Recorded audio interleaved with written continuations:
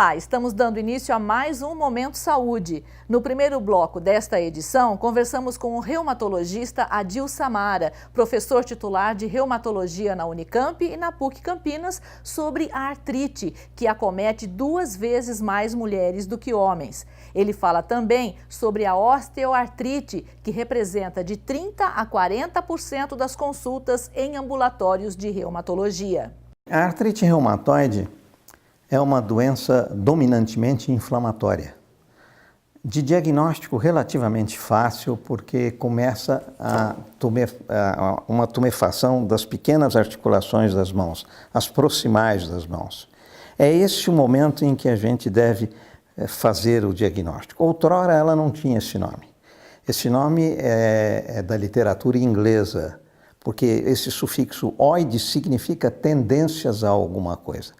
Diferentemente do que foi outrora pelos franceses, que era poliartrite crônica evolutiva. O que vem a ser isso?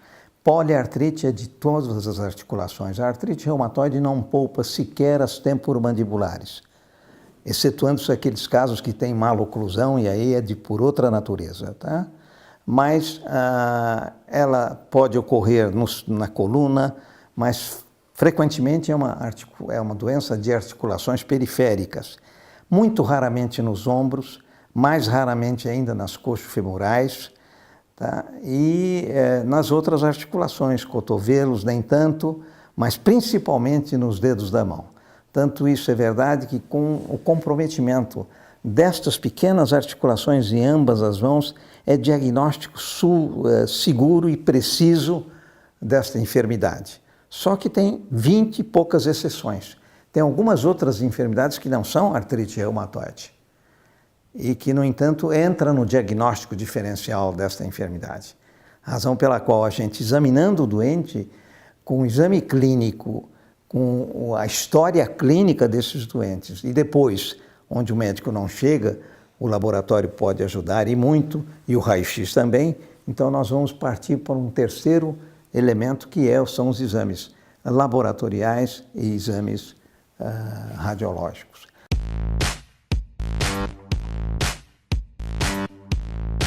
A coisa que mais acontece no meu consultório, no consultório de reumatologista, é a atendente me dizer: doutor, tem doente aqui na sala de espera que está para ir embora, o senhor não termina essa sua consulta, ou coisa assim desse tipo.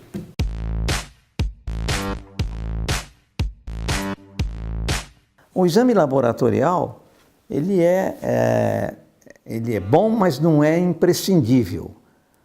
O que prevalece sempre é a opinião do médico. Não raro, e principalmente hoje em dia, como há muitos doentes que vêm já com um pacote de exames, eles dizem, quando eu pergunto o que é que o senhor sente, eles dizem assim: deve estar contido aí nesses exames. Eu digo: meu senhor, eu não trato de papel, eu trato do senhor, eu trato do doente, tá? Então vamos começar pelo começo, não pelo fim. O senhor está querendo que eu comece pelos exames que o senhor fez. E não é assim. Então a dúvida, quem vai dirimir é o médico de posse dos dados que esse doente nos informa e também se os exames ajudarem. Exames ajudam, tem uma coisa extremamente curiosa. Os exames podem ser positivos, como na artrite reumatoide, o fator reumatoide, ele não dá em 100% dos casos. Mas o que prevalece aí é a minha opinião. O senhor não tem o exame positivo, mas entendeu a doença. Em cerca de cada 100 casos, 80, 82 dão positivos, os 18 restantes não dão. Isso recebe o nome de artrite reumatoide soronegativa. Isso me ajuda em alguma coisa? Frequentemente ela é mais benigna do que a que tem o fator reumatoide positivo. E por aí vai. Entendeu? Há muita coisa que se discutir para que a gente bata o martelo e diga: olha, isso aqui é artrite reumatoide. Uma consulta de um reumatologista examinando um doente leva em média cerca de 1 hora e meia, às vezes mais, às vezes mais. Ou então, às vezes, completar os exames que ainda não foram feitos, que poderão elucidar sobre a artrite reumatoide e outras doenças com ela parecida. Tá? E aí, o próximo passo é começar a medicar esse doente o quanto antes para que ele usufrua, entendeu, desses remédios que são eficazmente mais potentes.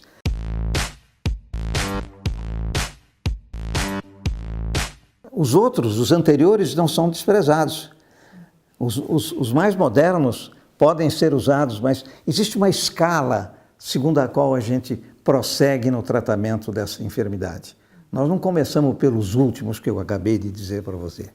Nós começamos ainda por alguns outros que não são os últimos, que eles também podem ajudar e podem melhorar eficazmente bem esses doentes. E, por último, essas drogas de alto custo, se necessário forem. Aliás, de altíssimo custo.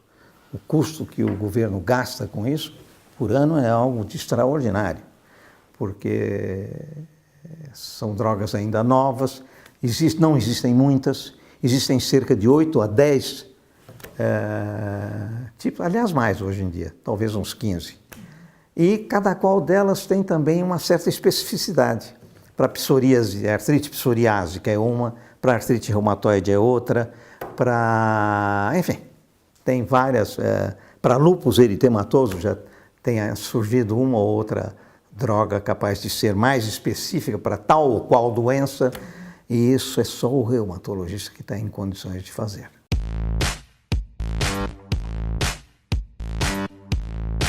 A artrose é uma doença que outrora tinha esse nome porque se dizia que ela não era inflamatória. Ela era, aliás, um nome muito impróprio, degenerativa. O câncer também era denominado como doença degenerativa outrora. Mas hoje já se sabe que ela também tem a sua parte inflamatória. Daí a razão pela qual hoje ela não é mais chamada de artrose, mas sim de osteo, que é a junta que está ali comprometida, osteoartrite, porque também tem sinais inflamatórios, a gente pode palpar. Mas as juntas não são as mesmas. Por exemplo, na artrose são estas aqui. Por exemplo, enquanto a artrite reumatoide ocorre na mulher numa proporção X, a artrose frequentemente aqui, e aí já ela se instala na idade avançada e tem uns caroços na ponta dos dedos. Isso chama-se nódulos de Eberden.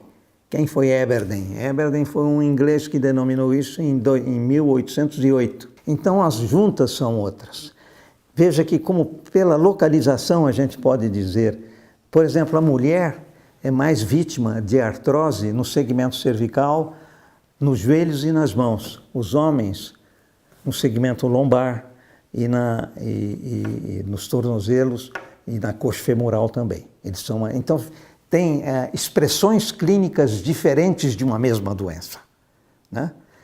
A quem compete dizer o que é isso, se é uma artrose, se não é uma artrose, até porque tem outras doenças parecidas com a artrose com outros nomes. Doença, por exemplo, de Crine, osteoartrite erosiva, está pertinho da artrose, mas não é artrose.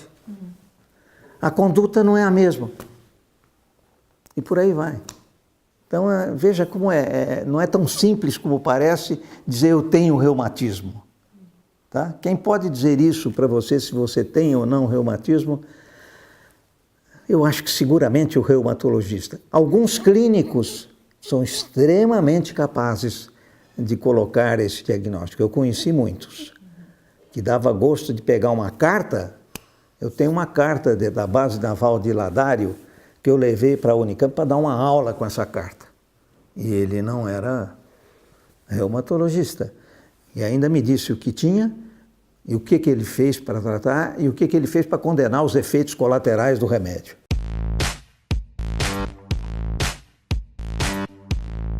A diferença entre a artrose e a artrite reumatoide é que a artrite reumatoide, felizmente, evoluiu de uma tal forma que hoje nós temos drogas potentes para controlar a doença e não chegar àquelas deformidades de outrora que era uma doença com uma invalidez sobrenatural. Então, eu dizia sempre, essa doença não mata, ela aniquila, assim, a pessoa fica... Eu cheguei a ver doentes aqui deitados na cama sem se levantar para nada. A artrose já não é a mesma coisa. Existe uma dezena de tratamentos aí disponíveis no mercado farmacêutico para tratar da artrose, mas nenhum deles tão eficazes como o tratamento da artrite reumatoide. Ainda não se descobriu uma terapêutica eficaz no tratamento da artrose. No próximo bloco, vamos falar sobre cirurgia cardíaca infantil.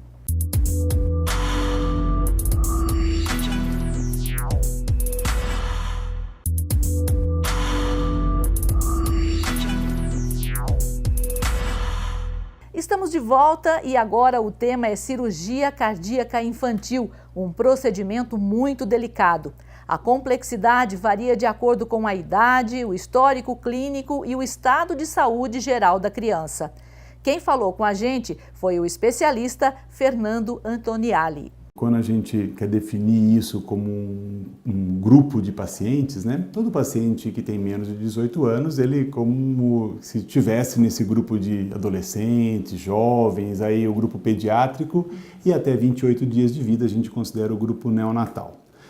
Os neonatos, começando por eles, talvez sejam as crianças que mais nos interessam no sentido de que muitas vezes uma cardiopatia congênita, que a criança nasça com o problema, se ela tratada e se for realmente indicado tratar nesse período da vida, pode ser que isso evite complicações futuras para essa criança, precisando até de mais cirurgias se realmente ela não for operada no começo.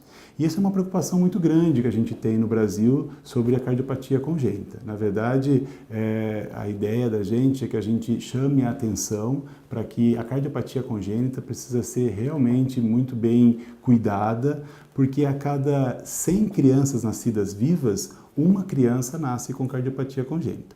Para ser mais preciso, existem alguns números que falam 8 crianças em 1000 nascidas vivas, mas basicamente é em torno de 1%, ou seja, 1 para cada 100.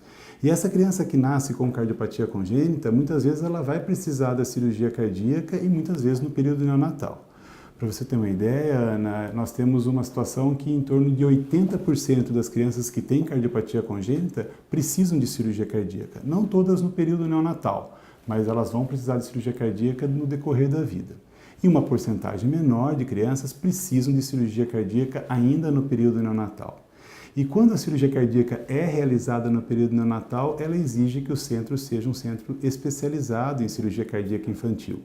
Diferente de uma criança que tem uma comunicação interatrial, quando a gente tem um furo entre os dois átrios, ou uma comunicação interventricular, quando o furo é um pouco mais embaixo, no coração, entre os dois ventrículos, e que um serviço, às vezes, de cirurgia cardíaca, que faz cirurgia cardíaca mais de adulto, também consegue fazer a cirurgia cardíaca no período infantil, no período pediátrico, já para patologias como transposição de grandes artérias, síndrome da hipoplasia do coração esquerdo, algumas hipoplasias de ventrículo direito, atresias pulmonares, tudo isso exige a cirurgia ainda no período neonatal, ainda nos primeiros 28 dias de vida.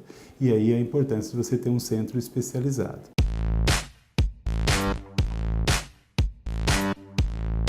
Nós somos aqui em Campinas um centro especializado, nós fazemos a cirurgia no Hospital da PUC pelo SUS e fazemos em outros hospitais, como no Samaritano, no Hospital Veracruz, por convênio e particulares. Na PUC também a gente aceita os pacientes e atende os pacientes particulares de convênio também.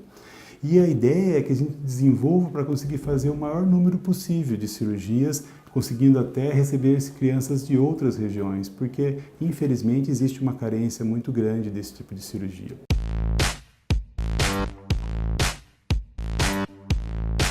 Estima-se que no Brasil, 50% das crianças que precisam de cirurgia cardíaca não são atendidas.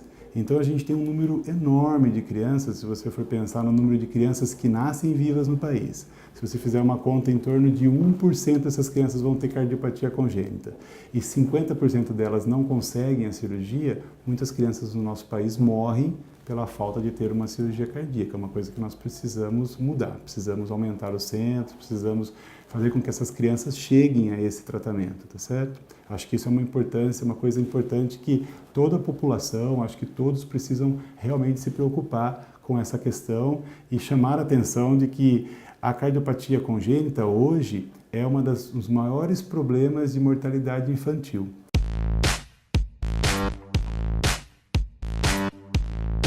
Para você ter uma ideia, no estado de São Paulo existe uma preocupação muito grande da gente reduzir ainda mais a mortalidade infantil.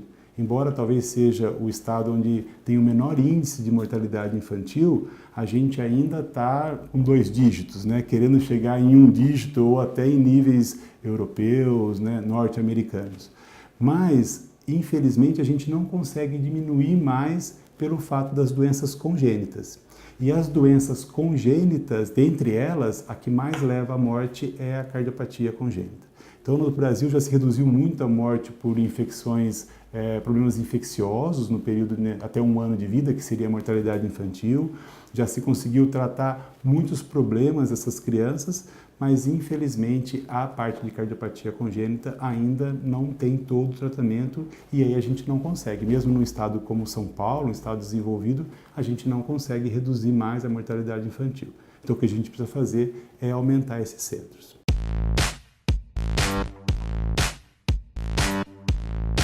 O cirurgião cardíaco infantil, ele acaba se dedicando muito ao tratamento das crianças que nascem com o problema, mas também pode tratar de crianças que adquirem o problema no decorrer da vida. É muito mais raro, ainda mais nos estados mais desenvolvidos, a gente ter crianças que têm problemas adquiridos e que levam à cirurgia. Mas um deles é a febre reumática, que atinge muito mais os estados do norte e do nordeste do nosso país, onde a válvula mitral, a válvula aórtica, que são válvulas importantes do coração, acabam ficando alteradas na sua função, necessitando uma cirurgia mesmo ainda antes dos 18 anos de idade. Então isso é muito comum com os colegas que trabalham nesses outros centros, eles terem um volume grande de pacientes sendo operados por isso. Então não é só cardiopatia congênita que trata um cirurgião cardíaco infantil, tá certo? Porque fica parecendo que seria só as crianças que nascem com o problema. Mas tem também uma parcela pequena de crianças que adquirem o problema.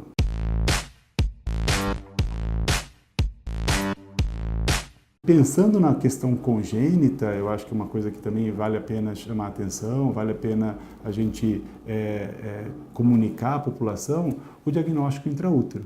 Então, se a gente consegue fazer um diagnóstico intraútero da cardiopatia congênita, você consegue programar o nascimento dessa criança próximo de um centro, não necessariamente no centro onde ela vai ser operada, mas próxima de um centro onde ela possa ser operada. Não vai existir a correria do diagnóstico após o nascimento, o risco da morte da criança antes mesmo do diagnóstico, a falta de um medicamento, a falta de um procedimento que às vezes precisa ser feito nos primeiros dias mesmo de vida da criança. Então, tudo isso com o diagnóstico intraútero a gente consegue atingir. O diagnóstico intraútero é feito através de um ultrassom, que a gente chama de ecocardiograma fetal, que nem todas as gestações têm essa indicação para ser feito, mas alguns casos específicos de mães que têm história na família ou de mães que têm uma criança que já teve cardiopatia congênita, mães que tiveram vários abortos, mães que têm de repente uma história de que ao fazer o morfológico, o exame morfológico, o colega que fez o ultrassom não conseguiu ver direito o coração, achou que o coração estava com alguma alteração nas suas câmeras, aí é importante que se faça esse ecocardiograma fetal. É feito a partir dos 22 semanas de gestação, aí um momento bom em torno das 24, 26 semanas, é um momento bem interessante para você conseguir ver bem o coração e dar o diagnóstico da cardiopatia congênita. Então, programar todo o nascimento dessa criança.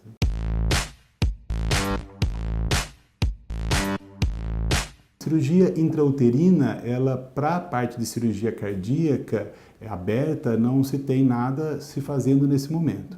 O que se faz de cirurgia intrauterina e está se tentando fazer são os procedimentos endovasculares. Então, alguns grupos estão tentando fazer dilatações de válvulas. Imagina que uma válvula não está se desenvolvendo muito bem no coração, então, através de um procedimento endovascular na criança, e que, na verdade, ele é transabdominal na mãe, né? Você atravessa o abdômen da mãe, atravessa o útero, atravessa a bolsa amniótica, atravessa o tórax da criança, vai perfurar o coração da criança. É um procedimento extremamente complexo, de muito risco, mas que está se conseguindo algum resultado. Implante de marca-passos também tem alguns casos que é possível, uma criança que tenha uma frequência cardíaca mais baixa, da mesma forma você tentar implantar o marca-passo. Mas os resultados hoje que a gente tem, melhores, são mesmo no período neonatal, após o nascimento. Então o diagnóstico intraútero ele é fundamental para que a criança nasça e aí seja encaminhada ao tratamento adequado. O Momento Saúde volta já.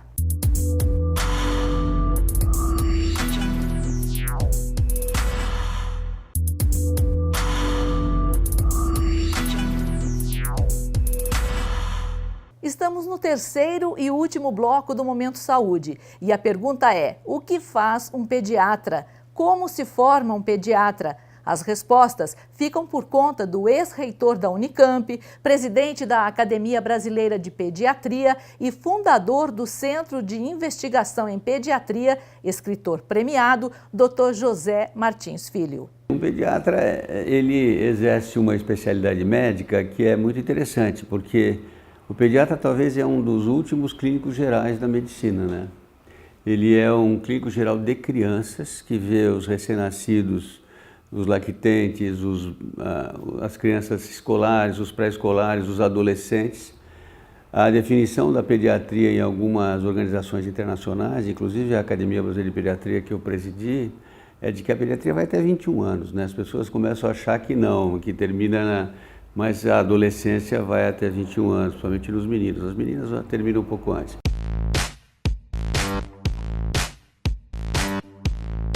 O pediatra, ele é o médico que, além de tratar as doenças infantis, ele também tem que se preocupar com a questão da medicina preventiva na área da criança, né? Com a puericultura, com a nutrição, com o desenvolvimento psicoemocional, com o desenvolvimento neuromotor, com a prevenção das doenças, com a prevenção da obesidade, com a prevenção dos distúrbios de comportamento, que geralmente o pediatra é o primeiro que vê isso, depois pode encaminhar para os outros profissionais, psicólogos, psiquiatras. Então, eu como professor de pediatria sempre falo que a pediatria tem essa visão, né? Além dela tratar das doenças infantis, das coisas agudas e crônicas, aquelas coisas que as mães nos procuram, a febre, a diarreia, a tosse, o problema escolar, os acidentes, ele tem que se preocupar bastante com o aleitamento materno, da importância disso para o desenvolvimento cerebral. Ele tem que entender bastante da presença do pai, da mãe.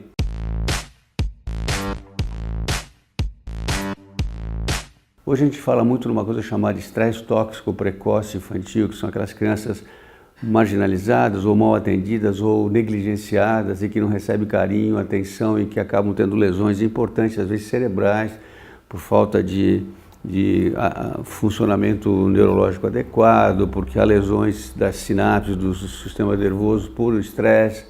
Então, é uma especialidade um pouco diferente, né? E ainda a gente mantém uma visão integral do ser humano no seu desenvolvimento, né? O que também dá uma outra característica interessante, porque falar de um bebê não é a mesma coisa que falar de uma criança de 4 anos.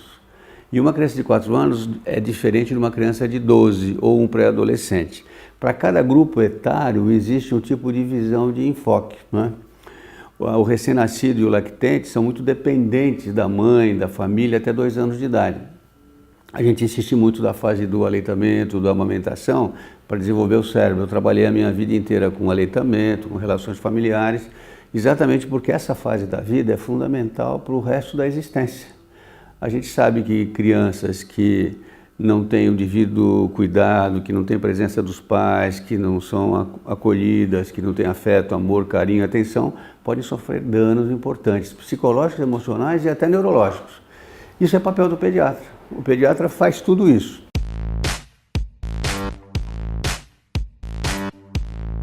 Óbvio que a situação atual do atendimento é complexa, né? A maior parte dos pediatras acaba não tendo tempo para exercer tudo isso. Então, às vezes, as pessoas confundem a ação do pediatra com aquele emergencista que só atua quando existe um problema da criança.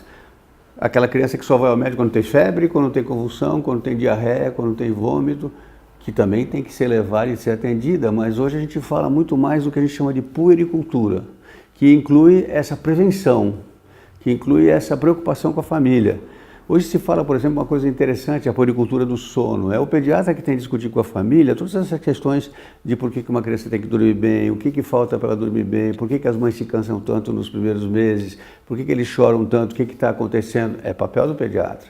Como é papel do pediatra, todas as vacinas que se faz na primeira infância, para prevenir as doenças do adulto. E como é papel do pediatra hoje, o pediatra neonatologista e que também se preocupa com o bebê intraútero.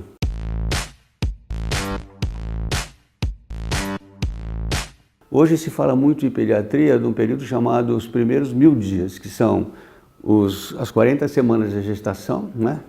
que você multiplica por 7 dá 280 dias, mas os 2 primeiros anos de vida.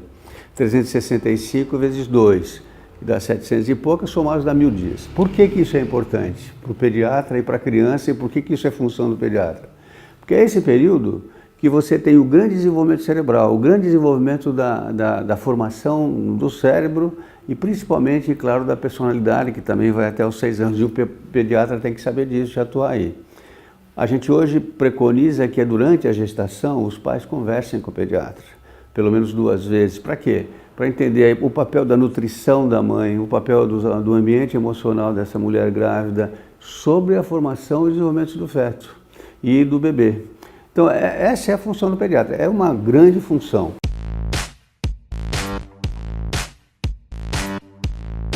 Claro que a pediatria também evoluiu agora para subespecialidades, né? Como a clínica médica, tem pediatras que fazem pneumo, que fazem gastro, que fazem neurologia, que fazem cardiologia infantil e que são importantes. Mas a grande visão do pediatra geral, desse clínico geral de crianças, é essa visão integral e a relação com a família e a tentativa de mostrar que isso é importante para o resto da vida. Eu costumo dizer que a infância é fundamental para o resto da existência. Você é a mulher que você é por causa da menina que você foi. As pessoas são produto da sua infância em grande parte. E se uma infância não é feliz, já vai haver mais dificuldades depois para você acertar a sua existência. Dizem que o Saramago, nosso prêmio Nobel de Literatura, tinha uma frase muito interessante que ele falava isso, né? O homem que eu sou é por causa do menino que eu fui. Porque uma infância infeliz marca o resto da existência. Uma infância feliz ajuda muito a você acertar a sua vida depois. O papel do pediatra é entender isso globalmente.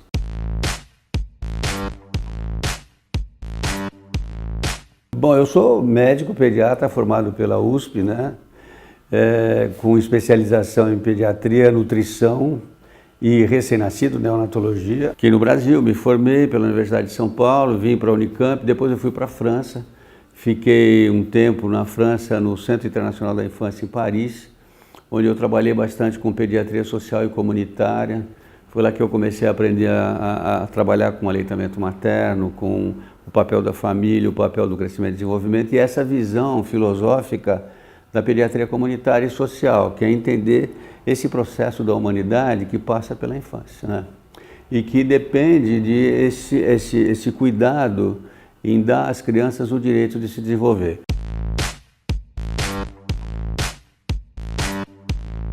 Na minha formação também aprendi muito a trabalhar com a natureza, né? Com a nutrição e com a natureza. Hoje nós trabalhamos junto com várias entidades aí que eu participo, que eu assessoro, com um grupo chamado a natureza para as crianças, né? É o que a gente fala sobre desencarcerar as crianças, que é uma coisa da minha formação pessoal. Depois eu vim para a Unicamp, né? Fui convidado a ser professor da Unicamp pelo professor José Ferino Vaz, né? O reitor que fundou a Unicamp praticamente. E a minha carreira toda universitária foi na Unicamp. Eu fiz todos os caminhos, né? Doutorado, livre docência, professor adjunto, professor titular de pediatria, chefe do departamento de pediatria durante 12 anos. Aí fui diretor da Faculdade de Medicina, fui vice-reitor e fui reitor da Unicamp, né? E fui reitor da Unicamp de 94 a 98.